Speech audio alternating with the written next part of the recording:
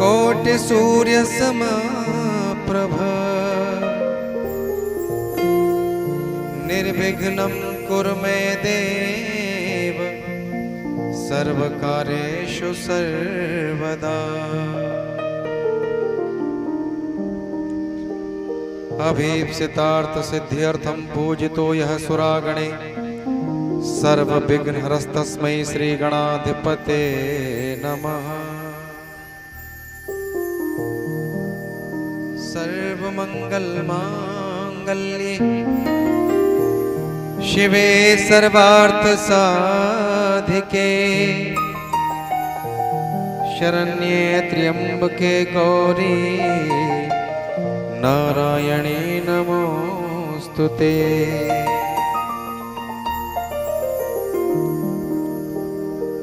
अज्ञानतिमिरान्धस्य ज्ञानाञ्जनशलाकया चक्षुरुन्मीलितं येन तस्मै श्रीगुरवे नमः।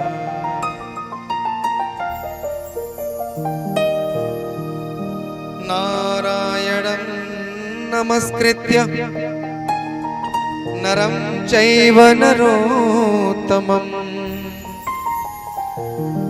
देवीं सरस्वतीं व्यासं ततो जयमुदीरये।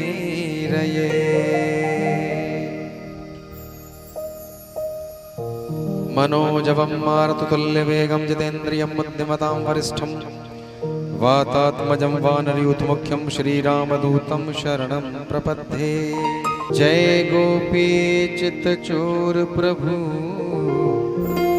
जय जय माखन चोर।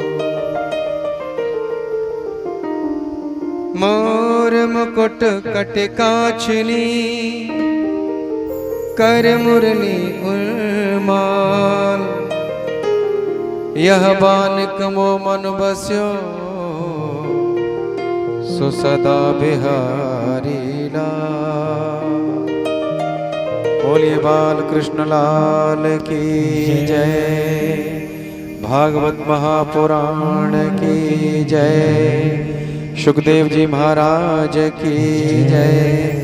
व्यास जी महाराज की जय। परीक्षित जी महाराज की जय। हनुमान जी महाराज की जय। जय जय श्री राधे।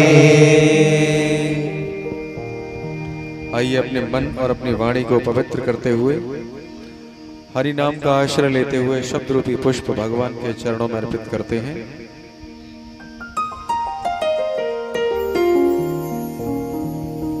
श्री कृष्ण गोविंद हरे मुरारे। श्री कृष्ण गोविंद हरे मुरारे। श्री कृष्ण गोविंद हरे मुरारे। हे नाथ नारायण वासुदेवा। श्री कृष्ण गोविंद हरे मुरारे। हे नाथ नारायण वासुदेवा। श्री कृष्ण गोविंद हरे मुरारे। हे नाथ नारायण वासुदेवा। श्री कृष्ण गोविंद हरे मुरारे। नारायण वासुदेवा। हे नाथ नारायण वासुदेवा। हे नाथ नारायण वासुदेवा। हे नाथ नारायण वासुदेवा। हे नाथ नारायण वासुदेवा। हे नाथ नारायण वासुदेवा। नारायण वासुदेवा। हे नाथ नारायण वासुदेवा। हे नाथ नारायण वासुदेवा। श्री कृष्ण गोविंद हरे मुरारे। हे नाथ नारायण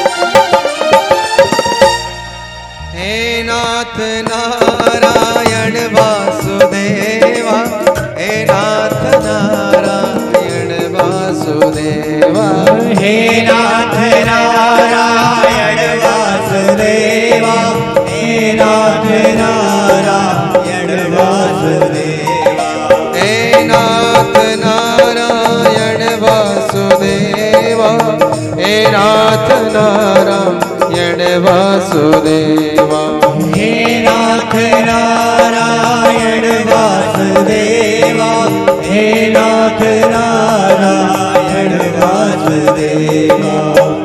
कृष्ण गोविंद सभी ताली सेवा करते हुए। मुरारी, हे नाथ नारायण वासुदेवा, श्री कृष्ण गोविंद हरे मुरारी, हे नाथ नारायण वासुदेवा। हरे कृष्णा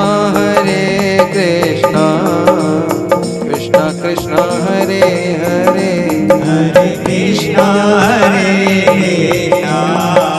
कृष्णा कृष्णा हरे हरे, हरे रामा राम राम हरे हरे, हरे राम राम राम हरे हरे, हरे कृष्णा कृष्णा कृष्णा हरे हरे, हरे कृष्णा कृष्णा कृष्णा हरे हरे, हरे राम राम राम हरे हरे, हरे राम राम हरे हरे, हरे कृष्णा कृष्णा कृष्णा हरे हरे, हरे कृष्णा कृष्णा कृष्णा हरे हरे, हरे राम राम राम हरे हरे। चाहिए आपको तो सुननी चाहिए ही, बुजुर्गों को, बड़े बूढ़ों को, सबको सुननी चाहिए, लेकिन ये जो छोटे बच्चे बैठे क्या उनको भी सुननी चाहिए? यदि सुननी चाहिए तो क्यों, इन्हें क्या लाभ होगा सुन करके? वर्तमान का जो परिवेश है वो ऐसा हो गया है, ध्यान देना आप, सबके घर में बच्चे हैं,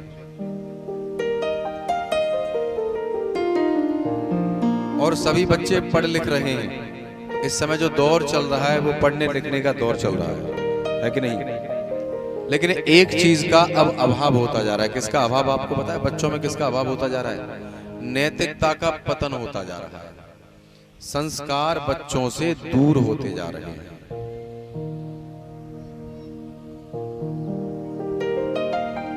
हर घर में बहू है, हर घर में बेटा है, सब हैं, लेकिन ना ही कोई माता पिता की सेवा करना चाहता है और ना ही कोई उनकी आज्ञा का पालन करता है। सब तो नहीं है लेकिन ज्यादातर। ऐसा नहीं है कि सब लोग हैं। ऐसा क्यों है? क्योंकि हम लोग धर्म कर्म से दूर हो गए, हम लोग संस्कारों से दूर हो गए। हम बच्चों को अच्छे विद्यालय में पढ़ा तो रहे हैं, लेकिन विद्यालयों में भी नैतिकता का पतन हो गया है, संस्कारों का अभाव हो गया है। अब बच्चे पढ़ने जाते हैं तो क्या करके जाते हैं? माँ बाप से हाय करके जाते हैं, हेलो करके जाते हैं कि नहीं? तुम बताओ, नमस्ते करके जाते हैं पैर छू के, कि हेलो हाय करके जाते हैं? हाँ, क्या करके जाते हो? नमस्ते। क्या बात है भाई, बहुत सुंदर। कल हम तुम्हें इनाम देंगे। तो ये सब क्यों हुआ है? क्योंकि हम भागवत से दूर हो गए। तो आइए सर्वप्रथम हम भागवत का प्रथम श्लोक गाते हैं। सभी गाएंगे, जिनको याद है वो गाइएगा।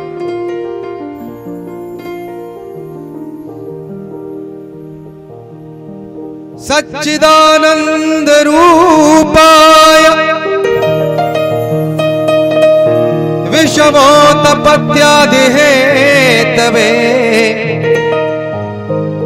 तापत्रय विनाशाय श्री कृष्णाय वयं नुमः। सच्चिदानंद रूपाय विषवोत्पत्त्यादेः तवे तापत्रय विनाशाय श्री कृष्णाय वयं नुमः।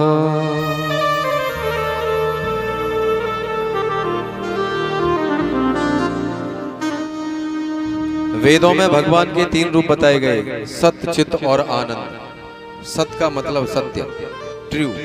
सत्य क्या है? सच क्या है? परमात्मा ही सत्य है।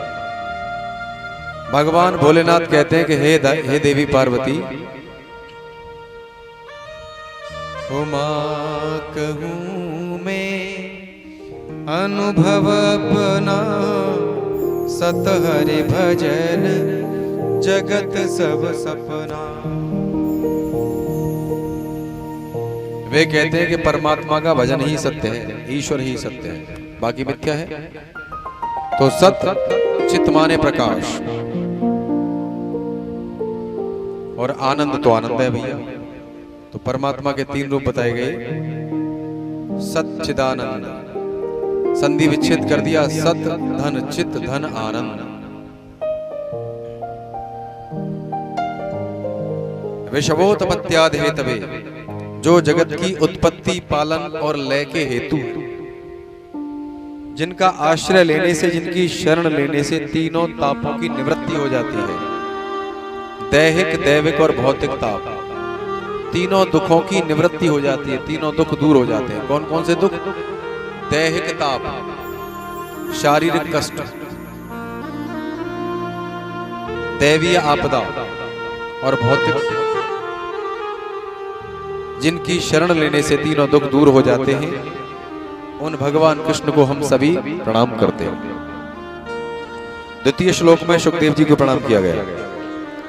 जो भागवत के वक्ता है सुखदेव जी, वो कैसे हैं सुनिए।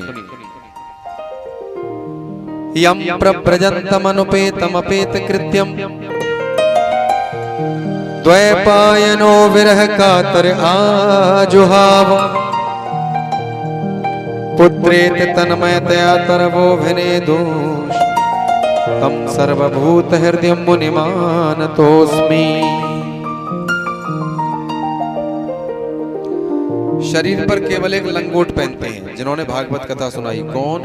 सुखदेव जी महाराज। क्या पहनते हैं? केवल कौपीन धारण करते हैं, लंगोट पहनते हैं, घुंघराले केश हैं और ऐसे प्रतीत होते हैं मानो 16 वर्ष के हैं, 16 वर्षीय प्रतीत होते हैं। लंबी भुजाएं हैं, चौड़ा वक्षस्थल है, और एक विशेषता और है उनके अंदर, वो कभी एक जगह ठहरते नहीं हैं, परिव्राजकाचार्य हैं, रुकते नहीं हैं। क्योंकि कहते हैं जिस प्रकार जल यदि एक जगह रुक जाए तो वो कैसा हो जाता है? कैसा हो जाता है? पानी यदि एक जगह रुका रहे तो कैसा हो जाएगा? सड़ जाएगा, गंदा हो जाएगा, है कि नहीं? साधु का भी यही स्वभाव होना चाहिए, और सन्यासी का तो कम से कम होना ही चाहिए राजू भैया। लेकिन सन्यासी तो बहुत बढ़िया बढ़िया लग्जरी आश्रम बना करके रह रहे हैं आजकल, चकाचक रेंज रोवर में चलते हैं, ना चलते ही। हाँ। और दीक्षा उन्होंने कौन सी ली है? सन्यास की। एक दोहा कहा जाता था, पर उपदेश कुशल बहुतेरे। उपदेश किसके लिए होते हैं मनोहर भैया? दूसरों के लिए। अपने लिए नहीं होते उपदेश, किसके लिए होते हैं? दूसरों के लिए। सुखदेव जी कैसे किसी भी चीज का संग्रह नहीं करते, कोई चीज इकट्ठी नहीं करते अपने पास। जब भूख लगती है तो किसी से भोजन मांग लेते हैं, जी भैया पंखा चलवा दो। और एक बात जरूर कहूंगा मनोहर भैया, प्रेम साउंड कैसा लग रहा है तुम्हें? बेहतरीन, क्या बात है, सही बात है, कमाल कर दिया है लड़कों ने, बहुत बढ़िया साउंड है। और इसी प्रकार भैया रखना है इसका मेंटेनेंस, जो है इसका बैलेंस यही रखना जहां है, बस कुछ भी छेड़खानी मत करना, बहुत अच्छा है। एक एक शब्द सबकी समझ पाए क्लियर, इसके लिए आपको साधुवाद देता हूं।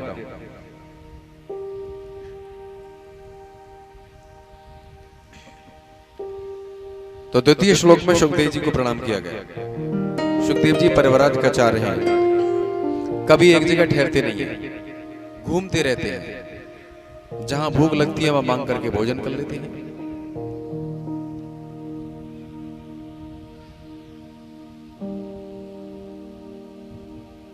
अज्ञान ध्वंस विध्वंस कोटि सूर्य समप्रभ सूताख्या है कथा सारम मम कर्ण रसायन। वंस अपॉन ए टाइम, एक बार की बात है, एक बार की बात है, नैमिषारण्य नामक तीर्थ में, नैमिषारण्य नामक स्थान पर 88,000 ऋषि इकट्ठे हुए। कितने ऋषि? 88,000। और नैमिषारण्य कहां पड़ता है? वर्तमान में सीतापुर जिले में, उत्तर प्रदेश के सीतापुर जिले में। वहां पर कितने ऋषि इकट्ठे हुए? 88,000। उनको बोला गया शौनक आदि 88,000 ऋषि। उन्होंने संकल्प लिया कि हम 1000 वर्ष तक सत्संग करेंगे। रोज आपस में वक्ता श्रोता बन जाते हैं और रोज किसी न किसी पुराण का सत्संग करते हैं। इस प्रकार उनका सत्संग चल रहा है।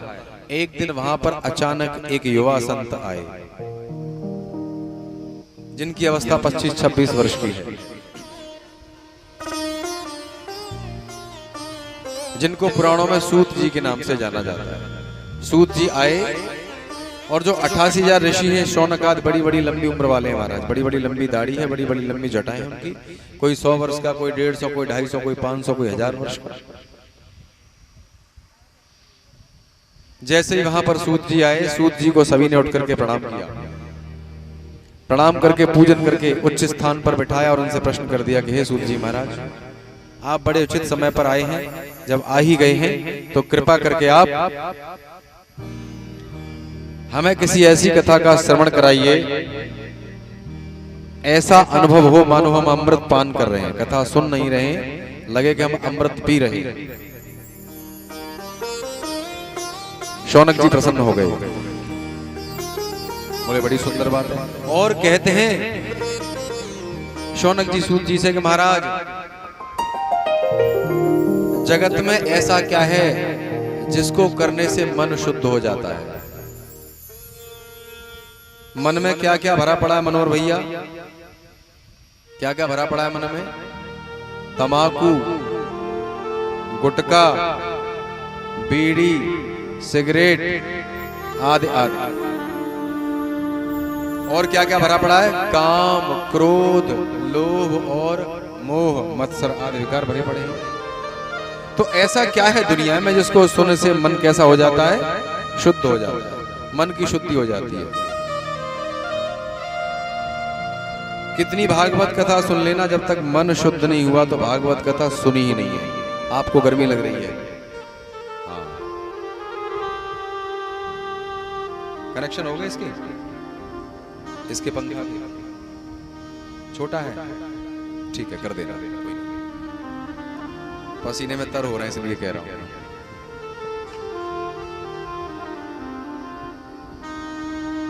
तो शौनक जी कैसे कि महाराज, संसार में ऐसा कौन साधन है जिसको सुनने से मन शुद्ध हो जाता है? क्या करें ऐसा? और जिसको सुनने से भक्ति, ज्ञान और वैराग्य की वृद्धि होती है, जिसको सुनने से भक्ति बढ़ती है, ज्ञान होता है और वैराग्य भी हो जाता है, माया मोह दूर हो जाता है। और इस जगत को, इस संसार को, इस संसार रूपी समुद्र को पार कैसे करें? ऐसा क्या सुने हम? शौनक जी कहते हैं हे, सूत जी कहते हैं कि हे शौनक ऋषियों, तुम्हारी भगवान के चरणों में प्रीति है, तुम्हारा भगवान के चरणों में प्रेम है, इसलिए आपने ये प्रश्न किया है। और ये प्रश्न तो भगवान श्री कृष्ण के विषय में है।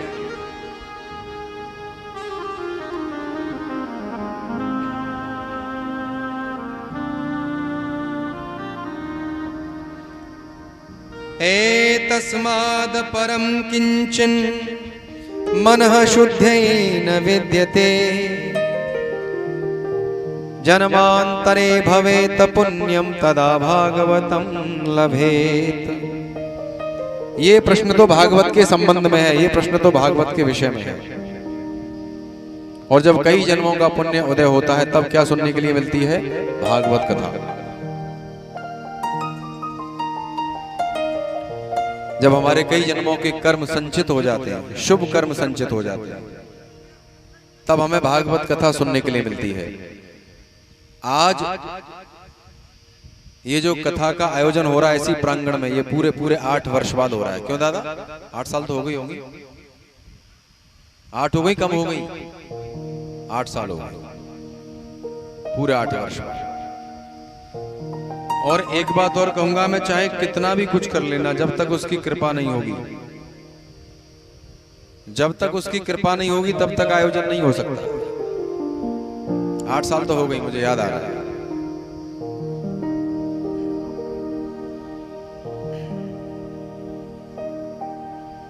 तो आपके ऐसे शुभ कर्म हैं जो आज उग करके आ गए हैं, और ईश्वर की भी कृपा हो गई है जो ये कथा सुनने के लिए मिली है। और कल भी उनकी ही कृपा थी, कल हमारी कृपा ना आई, कल उन्हीं की कृपा है। हाँ, और आज उनकी कृपा है। कल गीले कर दे, आज सूखे कर दे, और आज ऐसे सूखे, इतने सूखे कर रहे हैं कि मारी डाल रहे हैं। मान आज पूरे ही सुखा रहे हैं हमारा।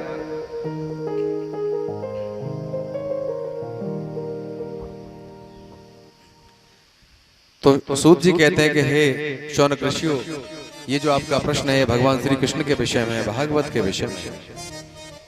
आप पर ईश्वर की कृपा है, इसलिए आपको मैं भागवत की कथा सुनाता हूं, जिसको सुनने से मन शुद्ध हो जाता है। गांठ मार के दोनों जने सुन लेना। हाँ।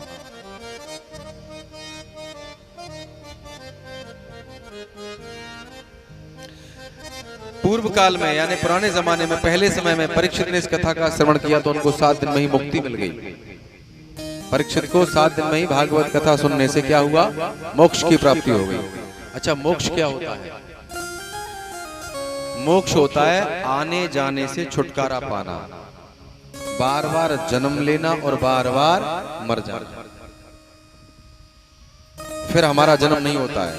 एक निश्चित अवधि होती है मोक्ष की भी, 500 साल, 1000 साल, 2000 साल, उतने साल तक स्वर्ग में रहो मस्त। क्योंकि जन्म लेते समय भी कष्ट होता है और मृत्यु के समय भी कष्ट होता है। तो भागवत कथा के सुनने से मुक्ति हो जाती है।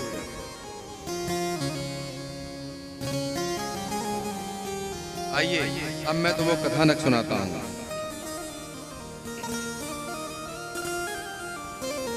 सूत जी कहते हैं कि हे शौनक ऋषियों, ध्यान पूर्वक सुनो। अब मैं तुम्हें वो भक्तिपूर्ण कथानक सुनाता हूं। एक बार की बात है, नारद जी महाराज पृथ्वी पर घूमने के लिए आए। कहां घूमने के लिए आए? पृथ्वी पर, मृत्यु लोक में। पृथ्वी का एक नाम और है मृत्यु लोक। मृत्यु लोक इसको क्यों कहा जाता है? क्योंकि यहां सबकी मृत्यु होती है। जो पैद है सो ना पैद है, जिसका जन्म है उसकी मृत्यु भी निश्चित है। इसलिए पृथ्वी को क्या कहा जाता है? मृत्यु लोक। नारद जी कहां घूमने के लिए आए? मृत्यु लोक में। अब वो तीर्थों में घूमने जाते हैं, घाटों में जाते हैं, मंदिरों में जाते हैं, आश्रमों में जाते हैं, गृहस्थों के घरों में जाते हैं, लेकिन नारद जी को कहीं शांति नहीं मिलती।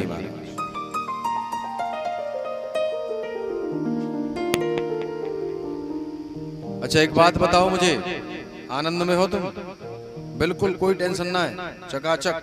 क्या बात है?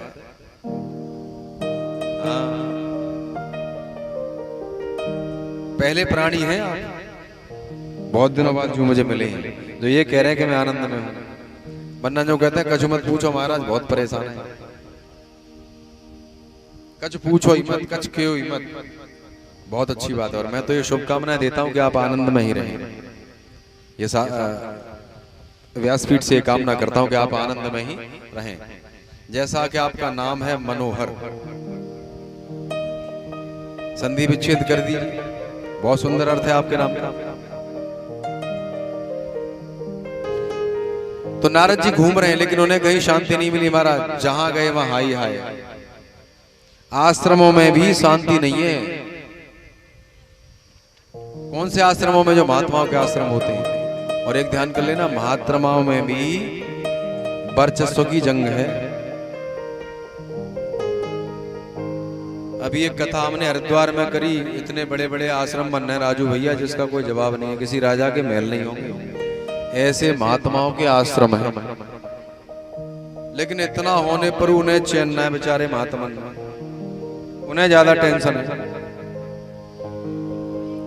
उन्हें ये टेंशन है हमारी गद्दी न छिन जाए। तो नारद जी घूम रहे हैं, घर घर जा रहे हैं, मंदिर में जा रहे हैं, तीर्थों में जा रहे हैं, उन्हें कहीं शांति नहीं मिल रही। जगत में घूम रहे हैं। घूमते घूमते कहां पहुंचे? श्री धाम वृंदावन में पहुंचे। यमुना के किनारे उन्होंने क्या देखा? बहुत सी भीड़ लगी हुई है। भीड़ लगी है तो नारद जी ने सोचा कि वहां जाके देखूं मैं, क्या बात है, बहुत भीड़ लगी है ना। और कहीं भीड़ दिखाई दे जाए तो हमारा मन भी करता है कि चलें तो सही, देखें तो सही क्या है आखिर वहां। नारद जी गए तो देखा भीड़ के बीचों बीच में एक युवती बैठी है, नव युवती, जिसकी अवस्था 20-25 साल है। और उस युवती के सामने दो बूढ़े आदमी लेटे हुए हैं, जिनके बाल सफेद हैं, शरीर में झुर्रियां पड़ गई हैं।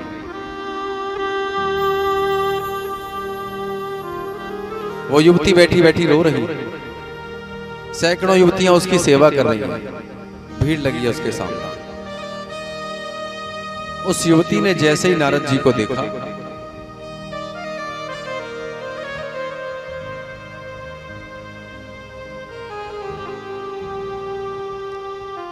बोली, ओहो महात्मा जी, मैं आपको प्रणाम करती हूँ। बड़े अच्छे समय पर, बड़े सुंदर समय पर आप आए हैं। मैं बड़ी समस्या में हूं, मैं बड़ा दुखी हूं, मेरे दुख को दूर कीजिए। और महात्माओं का दर्शन तो एक बात ध्यान कर लेना, वास्तव में जो सच्चे संत होते हैं उनका दर्शन मात्र ही हमें सुख की अनुभूति कराता है, हमारे मन को प्रसन्न कर देता है।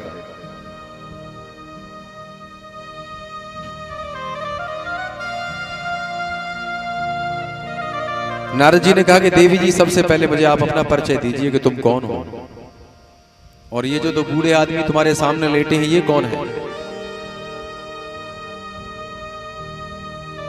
उस नवयुवती ने कहा, अहम तो पृथ्वी में आतो ज्ञात्वा सर्वोत्तमामिति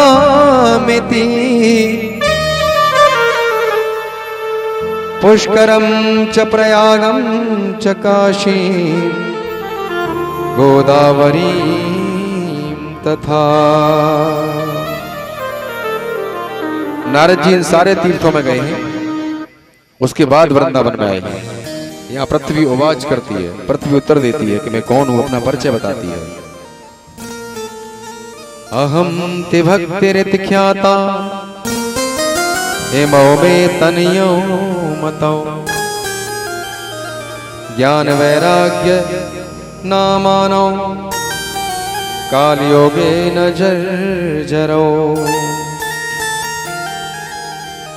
गंगाध्याः सरितश्चेमा मत्सेवार्थं समागताः तथापि न चे श्रेयः सेवितायाः सुरैरपि। उस युवती ने कहा कि महात्मा जी, मेरा नाम है भक्ति, और ये जो दो बूढ़े आदमी मेरे सामने लेटे हैं इनका नाम है ज्ञान और वैराग्य। और ये जो युवतियां मेरे सामने मेरे पास खड़ी हैं, ये गंगा, यमुना, कावेरी, सरस्वती आदि नदियां हैं। ये मेरे बेटे हैं दोनों, ये मेरे पुत्र ही हैं, ज्ञान और वैराग्य। नारद जी बोले, आश्चर्य की बात है, माता जवान है और पुत्र बूढ़े हैं, ऐसा कैसे हो गया? ऐसा तो पहली बार देखा। फिर भक्ति अपनी पूरी कहानी बताती है कि मेरी उत्पत्ति दक्षिण में हुई और यात्रा करते करते मैं उत्तर भारत में आई। यहां आते आते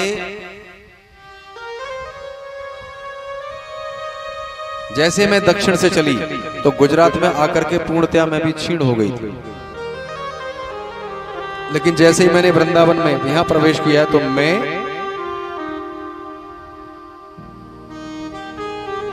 स्वस्थ हो गई, लेकिन ये जो मेरे दोनों पुत्र हैं ये बूढ़े हो गए, इनके दुख की निवृत्ति का उपाय कीजिए। नारद जी कहते हैं देवी जी चिंता मत करो। नारद जी ने ज्ञान और वैराग्य कान में वेदों का पाठ किया, वेदांत का पाठ किया। थोड़ी देर के लिए आंख खोलते हैं, पुनः बेहोश हो जाते हैं, मूर्छित हो जाते हैं। कोई लाभ नहीं महाराज। नारद जी ने सारे प्रयास कर लिए, लेकिन ज्ञान और वैराग्य की मूर्छा नहीं खुली। निराश हो गए, दुखी हो गए। नारद जी ने कहा कि देवी जी एक काम करो, आप यहीं ठहर करके मेरी प्रतीक्षा करो, मैं कुछ उपाय ढूंढ के आता हूं। तभी आकाशवाणी हुई कि हे नारद जी, आप जो कार्य करने जा रहे हैं वो कार्य निश्चित ही सफल होगा संतों की कृपा से। अच्छा, एक बात आपको बताऊं, संत किसे कहते हैं, साधु किसे कहते हैं? जो दूसरों के दुख को देख करके क्या हो जाए? सुखी हो जाए। दुखी हो जाए, सुखी। महात्मा किसे कहते हैं, साधु किसे कहते हैं? जो दूसरों के दुख को देख करके क्या हो जाए? दुखी। हाँ, क्या आनंद मनावे ना, ना। अच्छा, संतों का स्वभाव आपको पता है कैसा होता है? जैसे जीव का स्वभाव होता है। और दुष्टों का स्वभाव कैसा होता है? जैसे दांत का स्वभाव होता है। कैसे? यदि आपने कभी कुछ खाया और ये दांतों में फंस गया, तो जीव का स्वभाव ऐसा है कि जब तक दांत में से वो नहीं निकलेगा तब तक बार बार वहीं जाएगा। ग्वार की फली खाना सब्जी, उसके तिनके अक्सर दांत में फंस जाते हैं। तो जीव का स्वभाव किसका है? संत का स्वभाव, महात्मा का स्वभाव। जब तक वो तिनका तुम्हारे दांत में से नहीं निकलेगा तब तक जीभ बार बार वहीं जाकर के लगेगी। और यदि गलती से एक भी बार जीभ दांत के बीच में आ गई तो छोड़ेगा नहीं, काट देगा। दांतों का स्वभाव किसका है? दुष्ट का। और जीभ का स्वभाव किसका है? संत का। दांत ना छोड़ेंगे महाराज, भूलती नीचे आएगी तो काट देंगे तुरंत। हाँ, तो नारद जी चिंतित होकर के चल दिए महाराज।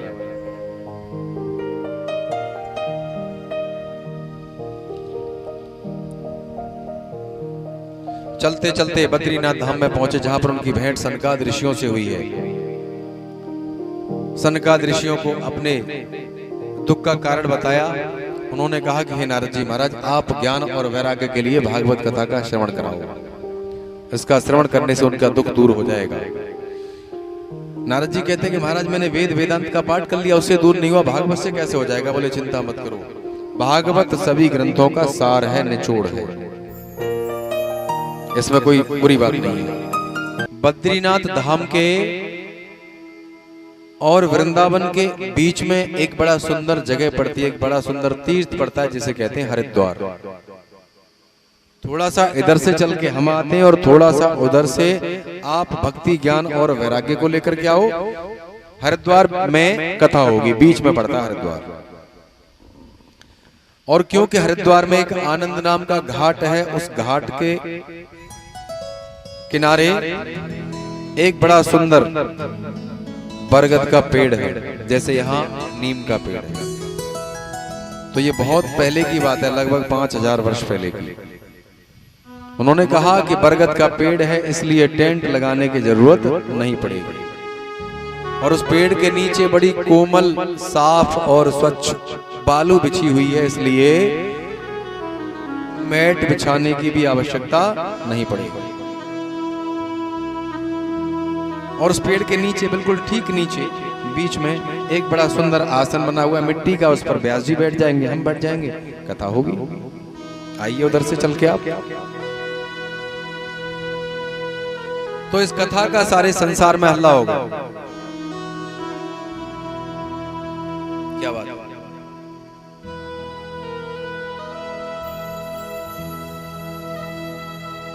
सारे जगत में हल्ला हो गया, देखो चलो हरिद्वार चल रहे हैं, वहां बड़ी सुंदर कथा हो रही है।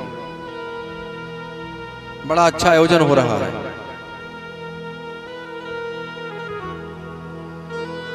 तो कहते हैं 17 पुराण भी, वेद और उपनिषद के साथ 17 पुराण भी मूर्तिमान बन करके कथा सुनने के लिए वहां उपस्थित हुए।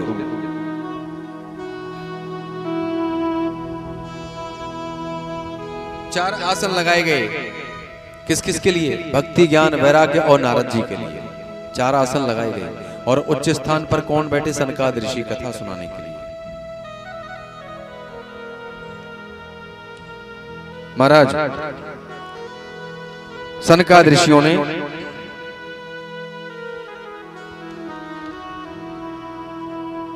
कहा कि चलिए अब हम आपको भागवत की महिमा सुनाते हैं। भागवत कैसी है? सदा सेव्या सदा सेव्या। लोग कहते हैं कि भागवत कथा कब सुने, इसके लिए कोई विशेष मुहूर्त है क्या? वैसे तो जो बड़े बड़े ज्योतिषाचार्य होते हैं बड़ा शोध करके इसका मुहूर्त निकालते हैं, लेकिन भागवत ये भी कहती है, क्या कहती है? सदा सेव्या श्रीमद्भागवती कथा, यस्याः श्रवणमात्रेण हरिश्चित्तं समाश्रये। जब जहां सुलभ हो जाए। भागवत सुनने का कोई विशेष मुहूर्त नहीं होता है साहब। और कहते हैं कि शुभ काम करने की जब मन में आ जाए तभी कर डालो। शुभ काम करने में, अच्छा कार्य करने में कभी भी विलंब ना करो, क्योंकि सांसों का क्या भरोसा, सांसों का क्या भरोसा, रुक जाए चलते चलते, रुक जाए चलते चलते। कोई भरोसा है? अच्छा काम करने की जब मन में आ जाए तभी कर डालो। पता नहीं कल हो या ना हो, जो है समा कल होना हो। जीवन का क्या भरोसा, जीवन का क्या भरोसा, रुक जाए चलते चलते, रुक जाए चलते चलते। कुछ लोग कहते हैं, देखो हमारे बुजुर्ग पीछे बैठे हैं, दादा बैठे हैं, सरकारी सेवा से रिटायर्ड हैं। सरकार कहती है, जब व्यक्ति 60 साल का होता है तो सरकार कह देती है कि भाई अब तुम किसी काम के नहीं रहे। कहते कि नहीं कहती? भाई 60 साल के हो गए, अब आप घर को जाइए और अब आपने हमारी सेवा की है तो हम आपको पेंशन देंगे।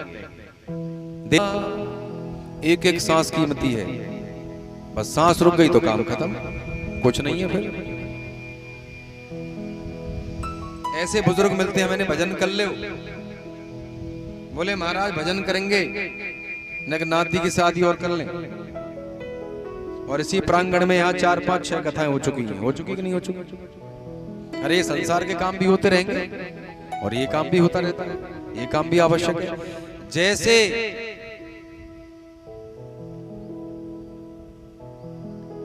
संसार में जीने के लिए धन आवश्यक है, ऐसे ही जब हम यात्रा करेंगे, एक ऐसी यात्रा जो हमें अकेले ही पूरी करनी है, उस यात्रा को पूरी करने के लिए परमात्मा का भजन आवश्यक है। पागल मनुआ, अपने आप से कह रहा है व्यक्ति, क्या सोचता रे पागल मनुआ, जो बीत गया सो बीत गया, इस झूठे खेल में भूल ही क्या। कोई हार गया कोई जीत गया, क्या सोचता रे पागल मनुआ। कभी तुम हार जाते हो और कभी तुम जीत जाते हो। ऐसा नहीं है कि सदैव तुम्हारी हार हो और ऐसा भी नहीं है कि सदैव तुम्हारी जीत हो, कभी तुम हार जाते हो और कभी तुम जीत जाते हो। बस यही तो जीवन है, यही जीवन है। भागवत कथा जागरण की कथा, जगाने की कथा है कि जाग जाओ और अब भी कम से कम जितना बचा है उससे तो अच्छे तरीके से जी लो। कुछ लोगों से पूछा जाए क्या कर रहे हो, तो उत्तर देते हैं कि हाँ हमारा टाइम पास कर रहे हैं, समय काट रहे हैं भैया। उसके बाद ज्ञान और वैराग्य के गुणों का भी अभिमान करते हैं। सूत जी कहते कि हे शौनक ऋषियों, भक्ति ज्ञान वैराग्य और नारद जी कथा श्रवण करते करते आनंद में मगन हो गए। ज्ञान और वैराग्य का दुख दूर हो गया, भक्ति के दुख की निवृत्ति हो गई, भक्ति की समस्या का समाधान हो गया, उनके सारे अंग पुष्ट हो गए, युवावस्था को प्राप्त हो गए और भक्ति में मगन होकर के नृत्य करने लगे। भगवान प्रकट हो गए वहां पर। अर्जुन मृदंगा बजाने लगे, नारद जी वीणा बजाने लगे, सुखदेव जी तरह तरह की भाग भंगिमा करने लगे। इस प्रकार वहां पंडाल में कीर्तन होने लगा। श्री कृष्ण गोविंद हरे मुरारे, हे नाथ नारायण वासुदेव। श्री कृष्ण गोविंद हरे मुरारे, हे नाथ नारायण वासुदेव। श्री कृष्ण गोविंद हरे मुरारे, हे नाथ नारायण वासुदेव। श्री कृष्ण गोविंद हरे मुरारे, हे नाथ नारायण वासुदेव। हे नाथ नारायण वासुदेवा, हे नाथ नारायण वासुदेवा। हे नाथ नारायण वासुदेवा, हे नाथ नारायण वासुदेवा। श्री कृष्ण गोविंद हरे मुरारे, हे नाथ नारायण वासुदेवा। श्री कृष्ण गोविंद हरे मुरारे, हे नाथ नारायण वासुदेवा। हे नाथ नारायण वासुदेवा, हे नाथ नारायण वासुदेवा। हे नाथ नारायण वासुदेवा। हे नाथ नारायण वासुदेवा। हे नाथ नारायण वासुदेवा। श्री कृष्ण गोविंद हरे मुरारे, हे नाथ नारायण वासुदेवा। श्री कृष्ण गोविंद हरे मुरारे, हे नाथ नारायण वासुदेवा। श्री कृष्ण गोविंद हरे मुरारे, नाथ नारायण वासुदेवा। गोविंद हरे हे नाथ नारायण वासुदेवा। बोलिए आनंद कंद भगवान की जय। इसमें भी आश्चर्य नहीं है, किसी भक्त की मुक्ति हो जाए इसमें भी आश्चर्य नहीं है। क्या भागवत कथा सुनने से किसी पापी की भी मुक्ति हो सकती है, जिसने जीवन में पाप ही पाप किया हो? क्या भागवत कथा सुनने से वो भी शुद्ध हो सकता है, जो पापी हो, दुराचारी हो, व्यभिचारी हो, दुष्ट हो? बड़ा सुंदर बात कह रहे हैं। कह रहे हैं कि महाराज भागवत कथा सुनने से यदि कोई विरक्त व्यक्ति, ज्ञानी व्यक्ति या कोई भक्त तर जाए, मोक्ष की प्राप्ति कर जाए, तो इसमें कोई आश्चर्य की बात नहीं है। क्या भागवत कथा सुनने से कोई दुराचारी व्यक्ति भी मुक्त हो सकता है, शुद्ध हो सकता है, जो जिसने पाप किया हो? सूत जी कहते हैं कि ध्यान देना, जो मदिरापान करता हो, जो मद्यपान करता हो, जिसे ब्रह्म हत्या लगी हो, जिसने सोने की चोरी की हो, जिसने गुरु स्त्री के साथ गमन किया हो और जो विश्वासघाती हो, ये 5 महापाप बोले गए हैं साहब। विश्वासघात भी महापाप है।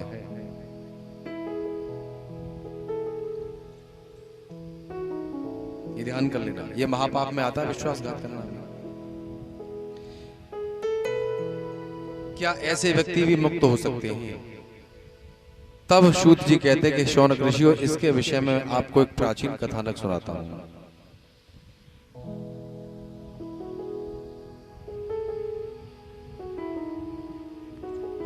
तुंगभद्रा तटे पूर्वमद्भूत पत्तमुत्तमम् यत्र वर्णाः स्वधर्मेण सत्य सत्कर्म तत्पराः।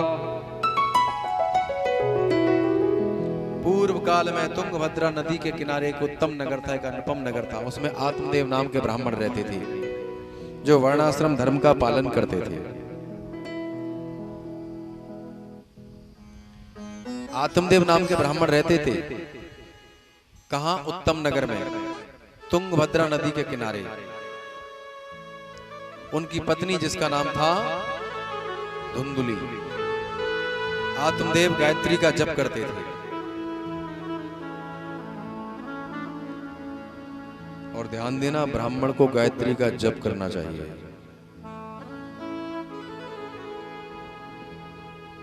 हाँ,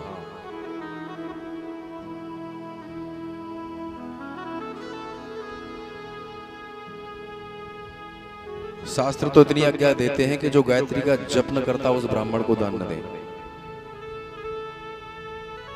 क्योंकि जो आपसे दान नहीं लिया जाता है, जो आप देते हैं, वो गायत्री जपने वाला ही उसको पचा सकता है। अगर सरल शब्दों में कहूं तो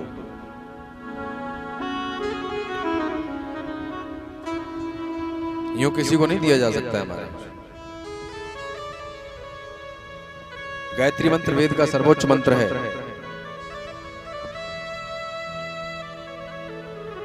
ओम भूर्भुवस्वः तत्सवितुर्वरेण्यं भर्गो देवस्य धीमहि धियो यो न प्रचोदयात्। त्रिपदा, इसका देवता कौन है? सूर्य। और तीनों वेदों में ये मंत्र है।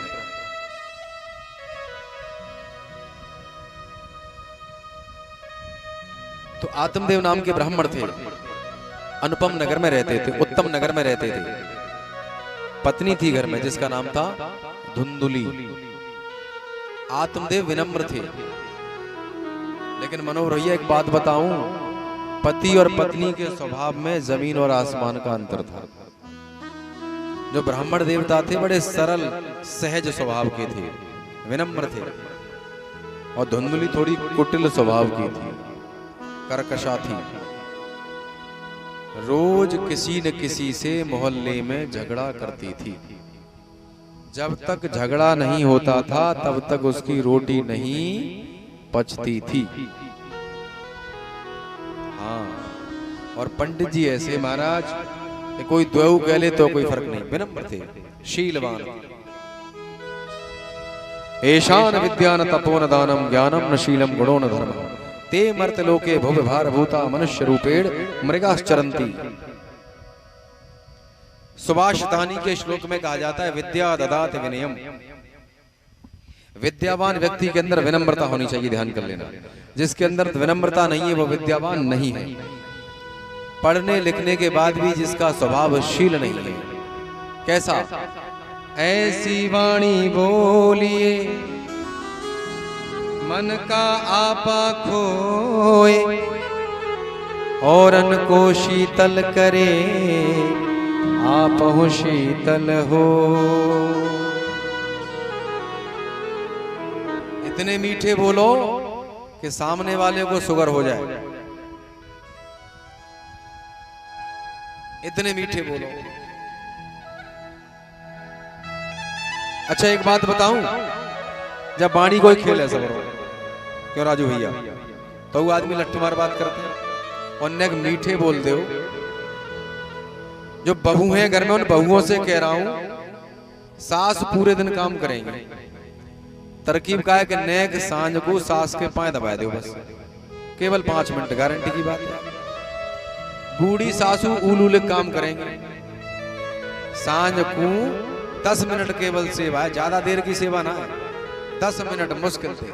नेक पाए दबाए दो और शान से फिर पाए छू लो, फिर देखो गारंटी की बात है।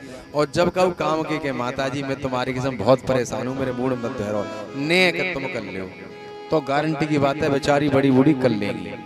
और तुमने लट्टू सो मार दो फिर वाणी का तो खेल ही है पूरा भाई। बड़े बूढ़े बैठे हैं हमारे पीछे, अगर कहीं इनने बेटा जा काम कर ले, पिताजी नेक तुम्हारी किस्म बहुत परेशान हूँ, अब मैं बहुत थक गया, तो तुम तो कछू ना करेगा, तुमने की डोकर अपनी पर रही है ने सब इतने शांत जेलिया बोलिया तो गुस्सा तो आएगी, सीधी बात। वाणी का खेल है बस, विनम्र बनिए। ऐसी वाणी बोलिए कौआ भी काला होता है, कोयल भी काली होती है, लेकिन वाणी का अंतर है, भाषा का अंतर है। जब पेड़ पे अगर कौआ बोल रहा हो तो तुम तुरंत उड़ा दोगे, और कोयल बोल रही हो तो, हालांकि दोनों ही मांसाहारी जीव हैं, कौआ भी मांसाहारी है और कोयल भी मांसाहारी है। कौआ भी काला है और कोयल भी काली है, लेकिन बोली कितनी प्यारी है कोयल की, कितनी मीठी बोली है। हाँ, छोटे बालक हैं, प्यार से बोलोगे इनसे तुरंत पानी लेके आएंगे। ए छोरा बिल्कुल ना लावा, कहो कीमत में ना लावे, और गारंटी की बात है मंगवा के देख लो, काई को लावे हो तुमको ऐसा, यही तो है ना बस। तो धुंधली कैसी थी, कड़वा बोलती थी, कुटला थी, करकशा थी, पूरे दिन काउते मीठ ना बोलते, सीधे दो टूक बाती। और आत्मदेव कैसे थे, सरल और सहज स्वभाव के, मीठा बोलने वाले, घर में किसी बात की कमी नहीं थी, बड़ा आनंद से जीवन व्यतीत हो रहा था उनका। कमी केवल एक बात की थी, क्या कि उनके कोई संतान नहीं थे महाराज। आत्मदेव जब तप करते हैं, दान करते हैं, तीर्थों का सेवन करते हैं, लेकिन संतान की प्राप्ति नहीं होती है। घर में जो गैया है वो भी बांझ है महाराज, वो ब्याती नहीं है। तुलसी का पेड़ लगाते हैं तो सूख जाता है। आत्मदेव सोचते हैं कि पता नहीं मैंने कौन सा पाप कर्म किया है, जो मैं तुलसी लगाता हूं तुलसी भी सूख जाती है। मेरी गैया बंध्या है, हमारे कोई संतान नहीं है, घर में किसी बात की कोई कमी नहीं है, क्या करूं मैं, क्या ना करूं। जो जैसा कोई उपाय बताता है वैसा करते हैं, लेकिन संतान की प्राप्ति नहीं होती है महाराज। एक दिन आत्मदेव ने अपने मन में विचार किया कि भाई जी करके क्या करेंगे, और मरने का विचार करके, आत्महत्या का विचार करके नगर से बाहर निकल लिए महाराज, जंगल में पहुंचे।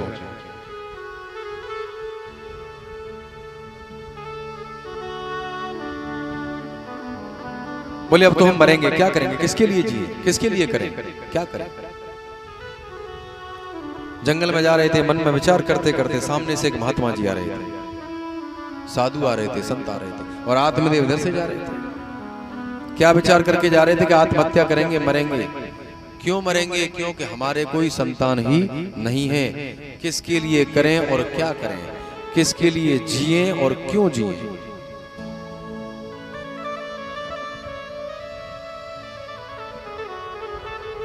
सामने से महात्मा को आते देखा, एक सन्यासी आ रहे थे, एक साधु आ रहे थे। आत्मदेव दौड़ पड़े, उनका कंठ भर आया,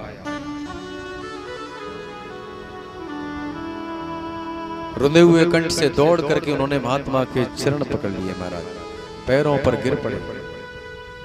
महात्मा जी ने उठाया, हिलकी भराई आत्मदेव की, रोते जा रहे हैं, सन्यासी के चरणों पर लेटे हुए हैं। महात्मा ने उठाया, क्या कि भाई तुम कौन हो, क्यों रो रहे हो, क्या बात है, क्यों परेशान हो, क्या समस्या है। आत्मदेव से बोला नहीं जा रहा है, थोड़ा धैर्य बनाया, कहा कि भैया अपना परिचय दो, तुम कौन हो। आत्मदेव ने बताया कि महाराज मेरा नाम आत्मदेव है और मैं बड़ा दुखी हूं। अपनी पूरी स्टोरी, अपनी पूरी कहानी साधु के लिए बताइए, संत के लिए बताइए। क्या कि महाराज मैं जीऊंगा नहीं, मेरे कोई संतान नहीं है। सन्यासी ने कहा कि संतान नहीं है तो काय को टेंशन ले रहे हो, परमात्मा का भजन करो, मस्त रहो, जीवन में आनंद से रहो, जोर बढ़िया तुम्हारे कोई संतान ना आए। संतान वाले और दुखी हैं और ज्यादा हाय हाय, तुम तब भी ठीक हो? बोले कि नहीं महाराज, यदि मेरे संतान नहीं हुई तो मैं मर जाऊंगा। सन्यासी ने आत्मदेव की हस्तरेखा देखी, मस्तक रेखा देखी, कहा कि भैया तेरे तो इस जन्म में छोड़, 7 जन्म में भी संतान नहीं है। अब तो आत्मदेव ने दृढ़ निश्चय कर लिया कि तब तो मैं पक्का आत्महत्या करूंगा। क्या करूंगा मैं जी करके? सन्यासी अपने मन में विचार करने लगे कि यदि मेरे सामने मर गया तो पाप हो जाएगा। उन्होंने अपनी झोली में से एक फल निकाला और वो फल आत्मदेव को दे दिया और कहा कि लो, इस फल को ले जाओ और अपनी पत्नी को खिला देना। ईश्वर ने चाहा तो निश्चित ही संतान की प्राप्ति होगी।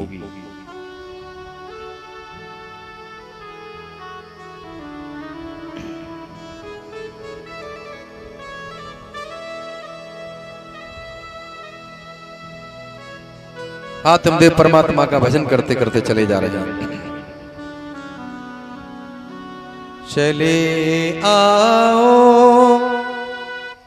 चले आओ, सभी बुलाएंगे भगवान को, सभी गाएंगे। बड़ा सुंदर भजन है, प्रेम से गाएंगे। चले आओ, चले आओ, चले आओ, चले आओ, तुम्हें अपनी सुनानी है।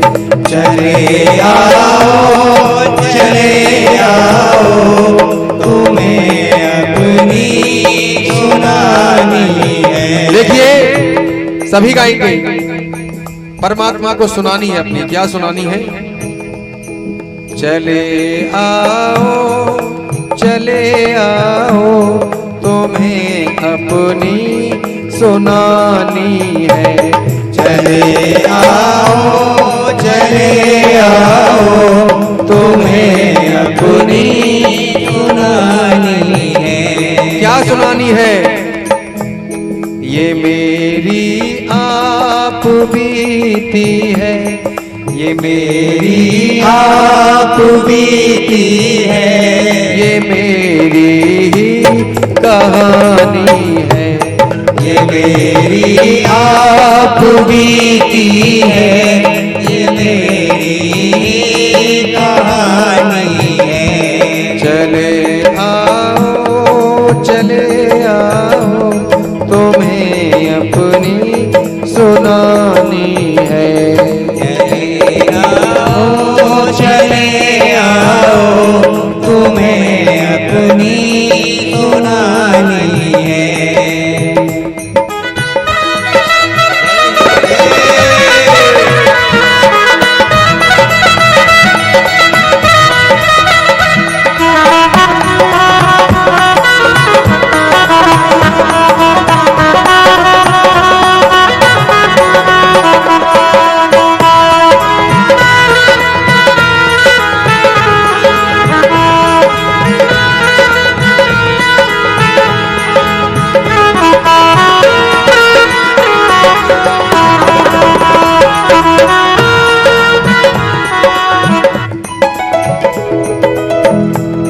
हरि तुम मेरी चाहत हो, किसी से हमको क्या लेना। हरि तुम मेरी चाहत हो, किसी से हमको क्या लेना। किसी से हमको क्या लेना। करें क्यों फिक्र दुनिया की, करें क्यों फेंक दुनिया के। हमें तुमसे निभानी है। चले आओ, चले आओ, तुम्हें अपनी सुनानी है।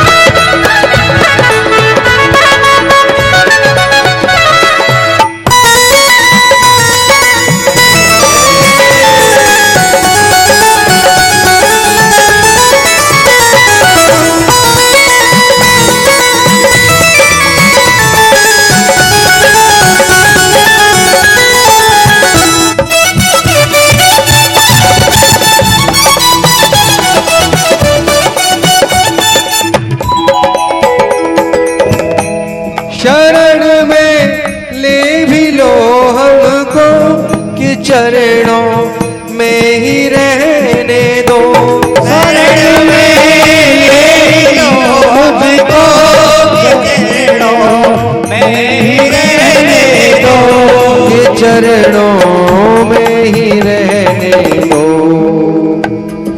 लगन तुमसे लगाई है, लगन तुमसे लगाई है, तुम्ही ने बिगड़ी बनानी है, लगन तुमसे लगाई है, चले आओ चले आओ, तुम्हें अपनी सुनानी है, चले आओ तुम्हें अपनी सुनानी है।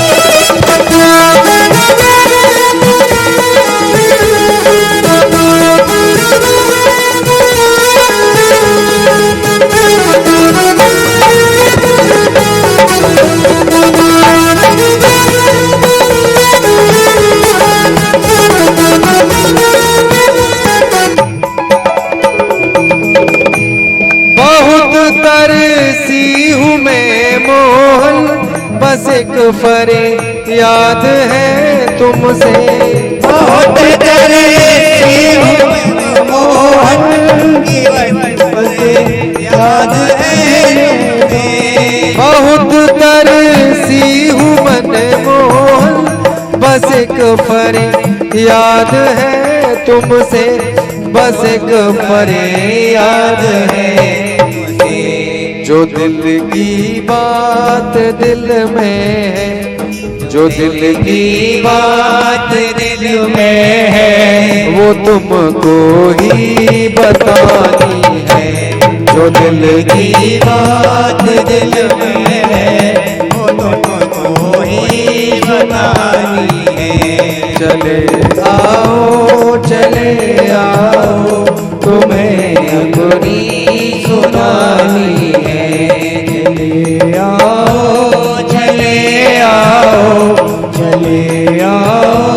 चले आओ तुम्हें अपनी सुनानी है।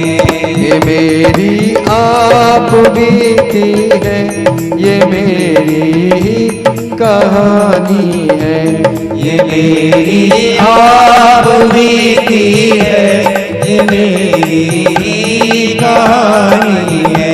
चले आओ हमें अपनी सुनानी है, चले आओ तुम्हें अपनी सुनानी है। बोलिए आनंद को खिला देना। ईश्वर ने चाहा तो निश्चित ही संतान की प्राप्ति होगी। सूत जी कहते हैं कि हे शौनक ऋषियों, आत्मदेव वो फल लेकर के अपने घर आए, पत्नी को फल ला करके दे दिया।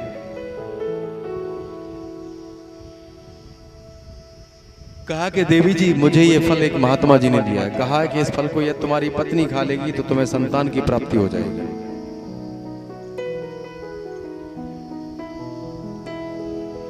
धुंधुली के लिए फल देकर के चले गए आत्मदेव। अब धुंधुली फल हाथ में लेकर के आंगन में बैठी और सोच रही। धुंधुली मन में विचार कर रही है कि देखो हमारे पति देवता भी कैसे बावले हैं, कोई जिनको जैसे बहका देता है वैसे उसकी बात मान ले। कहीं फल खाने से संतान होती है, मन में विचार कर रही है। विचार कर ही रही थी कि तभी उसकी पड़ोसन उससे मिलने के लिए आ गई। कहा कि अरे बहन कैसे चुपचाप बैठी है, क्या बात है, और तेरे हाथ में ये फल कैसा है, इसको खा क्यों नहीं लेती, खा ले।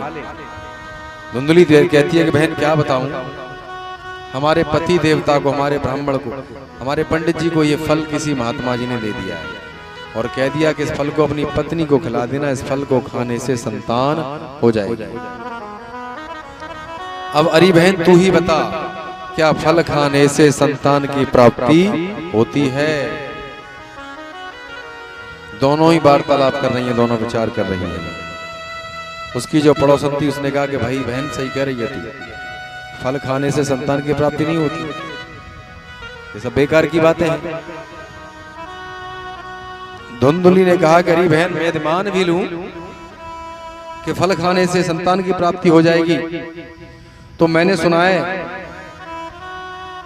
जो स्त्री गर्भवती होती है वो ज्यादा उछल कूद नहीं कर सकती, दौड़ नहीं सकती, और यदि मेरे घर में चोर डाकू आ गए तो मैं तो भाग नहीं पाऊंगी, सारे घर के लोग भाग जाएंगे और मैं अकेली घर में रह जाऊंगी और चोर मुझे मार देंगे, इसलिए मैं इस फल को नहीं खाऊंगी।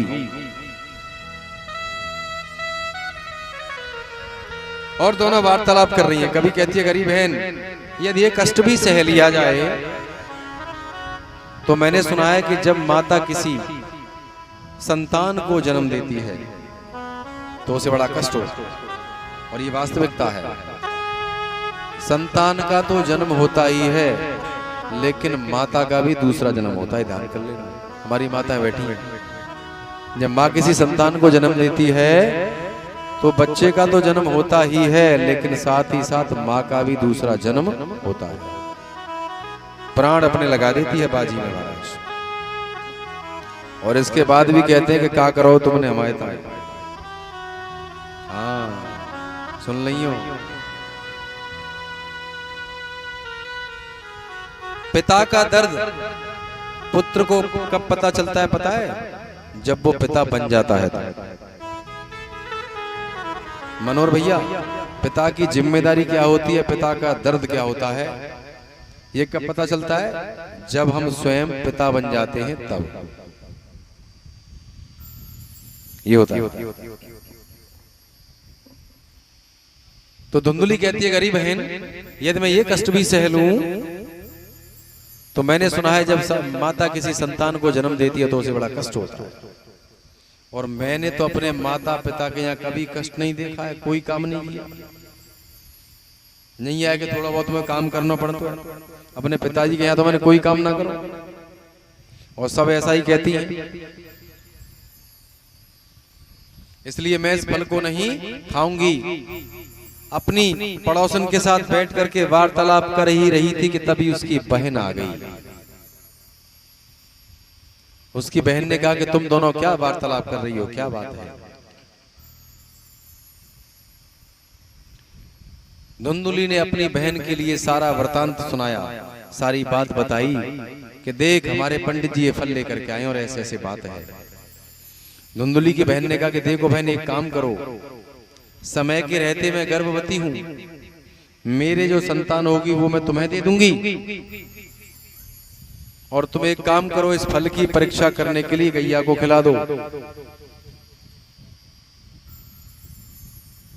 इसलिए फल की भी परीक्षा हो जाएगी। और धुंधली ने ऐसा ही किया और अपने पति से कह दिया कि देखो मैं 9 मास तक किसी भी पुरुष का मुख नहीं देखूंगी, अंतःपुर में रहूंगी, परमात्मा का भजन करूंगी।